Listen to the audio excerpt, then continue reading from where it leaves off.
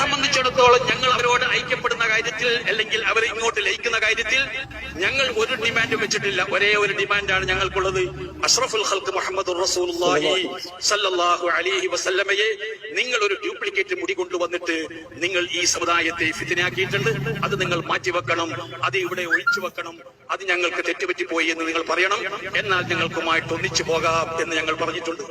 അവരുടെ മർക്കസ് എഴുതി തരണമെന്നോ അല്ലെങ്കിൽ അവരുടെ സ്വത്ത് വാങ്ങി തരണമെന്നോ അല്ലെങ്കിൽ നമ്മൾക്ക് എന്തെങ്കിലും ഈ സമസ്തക്ക് ഇവിടെ നിങ്ങൾ മുതലാക്കി തരണമെന്നോ കോടികൾ ഉണ്ടാക്കി തരണമെന്നോ എന്നൊന്നും ഞങ്ങൾ പറഞ്ഞിട്ടില്ല. അങ്ങ് പറയേണ്ട ആവശ്യമില്ല.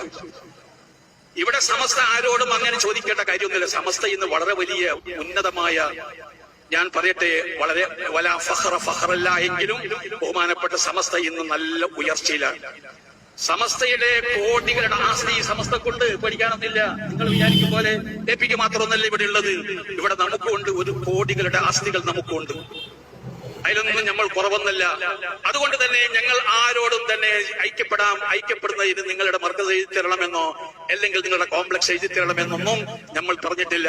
നമ്മൾ പറഞ്ഞത് നിങ്ങൾ നബി സല്ലല്ലാഹു അലൈഹി വസല്ലമയുടെ മുടിയാണെന്ന് പറഞ്ഞ ആ മുടി നിങ്ങൾക്ക് സനദ് പ്രകാരം തെളിയിക്കാൻ സാധിച്ചിട്ടില്ല.